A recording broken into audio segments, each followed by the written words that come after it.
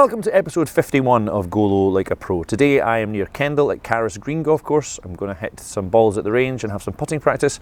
And to help me with that, I am meeting up with Mr. Gary Wolstenholme. You may remember Gary did an interview for us back in episode 2, way back at the start of the challenge. Well, today we're just going to check in, have a bit of a chat, look a little bit at my game, talk about how it's gone, etc. And I hope you enjoy.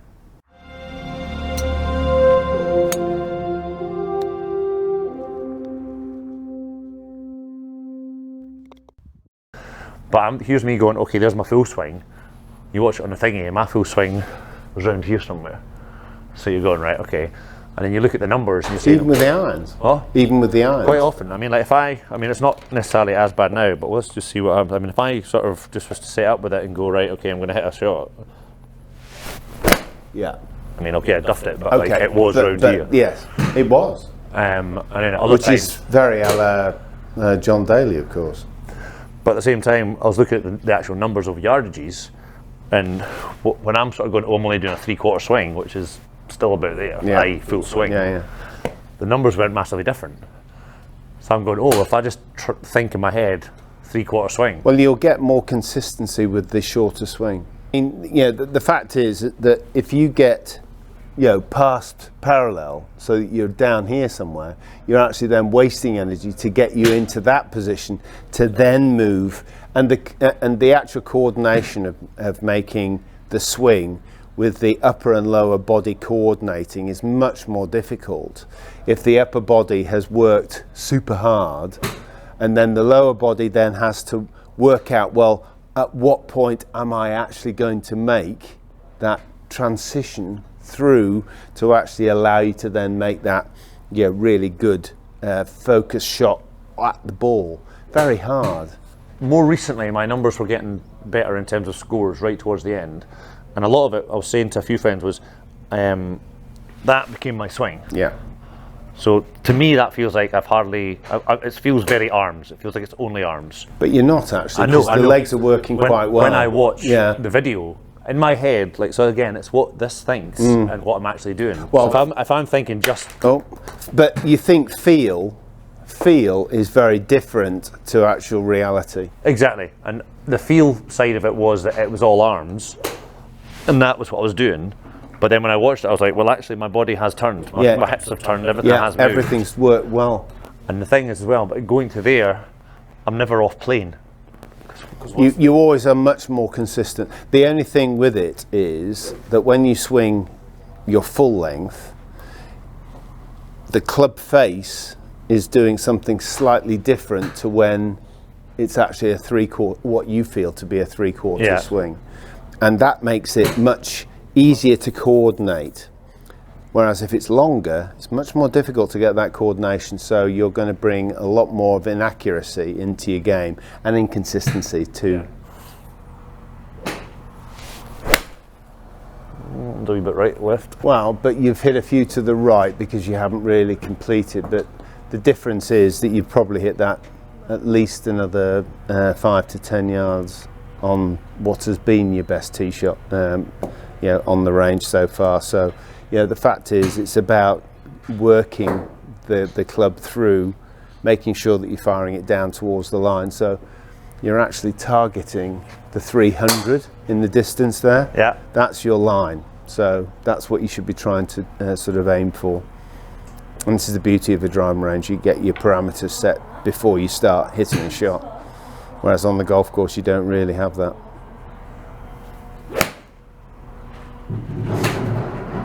Now, I would definitely be trying to rein you back, because with that, you basically tilted into it. So you've got very little forward momentum. You've got a downward momentum, but nothing else. So you hit it very high and to the right. Whereas I'd like to see you actually making sure that you then firing the club head down towards the target. So swing it a little less long, or what will feel to be a little less long, and then just fire the club through the ball to the target. Now that's about 10 times better, because A, it's gone miles relative to the other. You lost distance with the first one. The second one, you've absolutely blitzed it straight down the middle. So all of a sudden we've refocused you on what you should be trying to achieve. And with a sort of medium short iron, you really shouldn't be trying to swing it so long, because all you'll tend to do is get very steep into the back of the ball, and that gives inconsistency. See, now all of a sudden you're firing the club to the target. Okay, it's going a tad further left, but it's than the actual perfect line, but it's far better than short right, which is what you were hitting. See, again, you've got to keep your eye on that ball through the shot, let the right shoulder pass under your chin. Oh, that was bad. No, you just got a little bit quick. I just blocked that. And you lost probably 20, 25 yards. And that's your bad one, basically. So 3/4 swing, keep your eye on the ball, let the right shoulder pass under your chin, through to the target.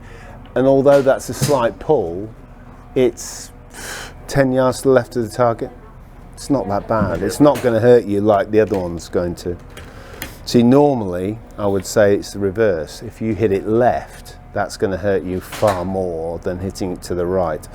But in actual fact, in your case, you lose probably 25 yards. If I just not getting, yeah, not getting just by not getting through the ball properly. See, even that one, which wasn't a particularly good strike, you've hit it 8. Wow. Wow. I haven't seen that happen too often.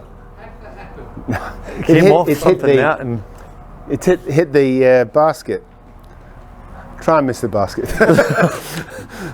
We don't want any dead bodies on the day. I hope that's on camera. That's brilliant. So keep the hands nice and soft on the club, and just let the club go through to the target. Oof. No, that's a pull, but it's only because it just looked a little bit as though you just took your eye off it. What happens as soon as you do that, you fold it left. And that's why it goes to the left. But that's, if you're really focusing on just picking a point in front of the ball and then firing the club head through that point. Yeah, once you've hit the ball, you continue down that track. You'll find that, and then let it fold. Really good strike. That's gone a long way too. That's gone miles. That's good. That's a good hit. Thank you. So, you know, you're just starting to get warmed up now, and that's the beauty of driving range, is now to start, now that you've warmed up, actually work on getting the ball position consistent, making sure that your setup's about as solid as it can be, and it's more on the balls of your feet. You just look as though you're a little bit back on your heels, so that's better. So you get that balance. What I call this dynamic balance. Now see, that's a great shot. That's a great shot. Thank you. So, you know, all of a sudden you're now starting to find that you're getting a feel for what you need to do. Now you go out on the golf course and take the benefit of what you've done on the range. The problem is, I just see a lot of guys just smashing balls. Then they go out on the range, and you know, all of a sudden it's, well, nothing's improved. Yes, you warm, but you've not really worked on the benefits of what you can do on the range, and then taking it out onto the golf course, and that's where the scoring happens. Then, actually, extraordinarily, I would say that most golfers, if you had a professional caddying for you, you'd make a lot less mistakes. Well, because invariably more people tend to underclub than anything else I've ever noticed. And it's certainly playing in pro-ams. Oh, I can hit an 8-iron 150 yards. Well, so far I've seen you hit 4 8-irons and not one of them's gone 150 yards. And the fact is that 1 in 10 might go that far. See, that looked like a really good swing.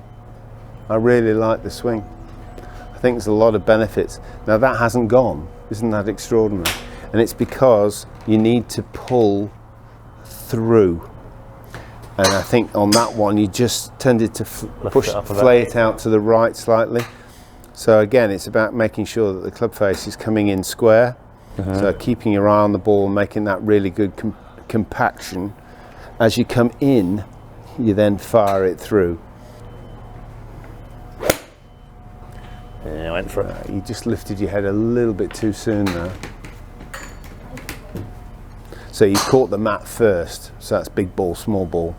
So it's really about looking at the line that's on the ball there and really focusing on that through the shot. So when I say let the right shoulder pass under your chin, you're still maintaining that position there. And you can see the club head is then pulling to the left, but you've already made contact, but it's now firing through. Much better strike. Let's have a look at a pull. But it was a pull. And again, that's, you can see, because you lack of balance, you sort of finish like that. Yeah, I fell over there. Now your good ones, when you've hit them really well, the balance is there, held through the shot. And that's, you know, if you watch all the best players, I mean, all these videos that they've got, video pictures that they've got behind us here, they show you balance is everything. Well, I mean, I don't know how much or not you've watched, but I kind of had 2 or 3 lessons over the course of the year with a lady called Jane Connican. Yeah. And every time I went, no matter what I was doing, she was always working from. We've got to work on your feet up, got to work on your balance. Basically, well, it's a connection to the ground. Certainly a better strike.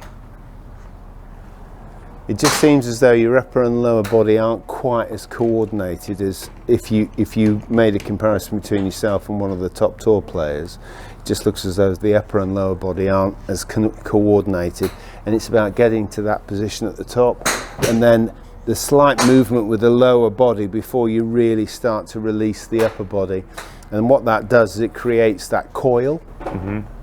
And once you've created that coil, it's then releasing the coil onto a firm left side. So you're then letting the hips open, but nothing moves further forward. But actually, it's that coordination.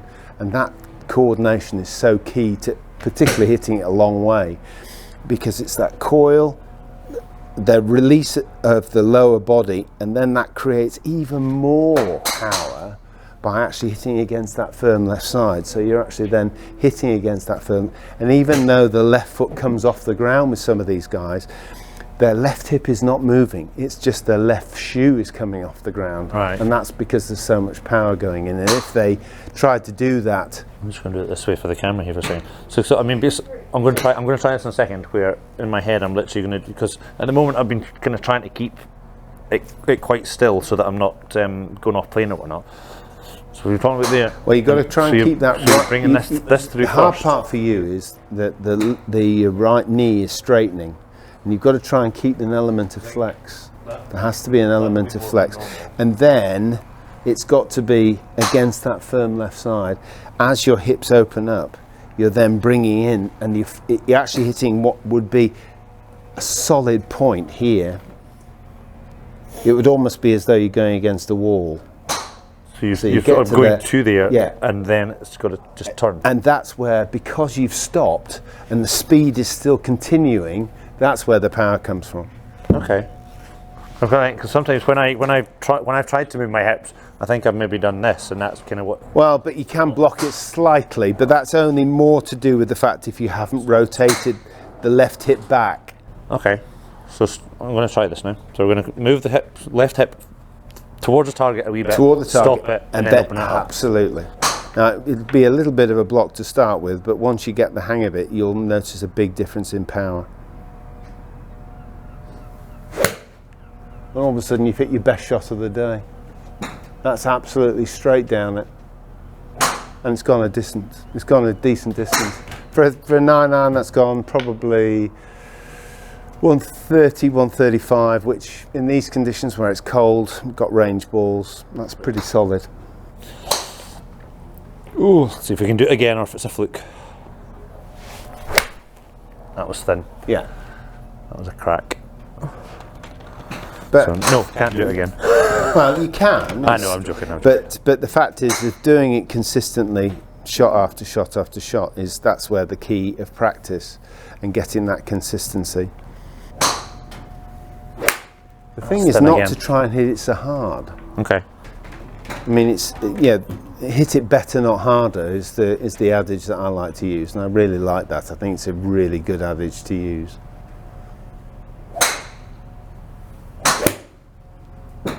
works.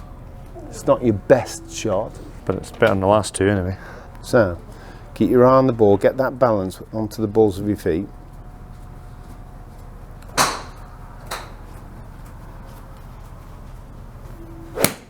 Good, perfect. Okay, the balance wasn't as good as it could be, but at least I was you've going actually forward. hit that a long way. That's good.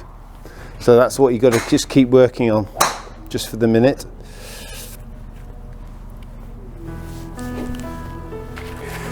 Be good, and if you can't, Shout for it. you know that's getting used. You totally don't have to use that one. Totally using that one. No, a kind of bloopers or something maybe, but No, that's in. Oh, Dave.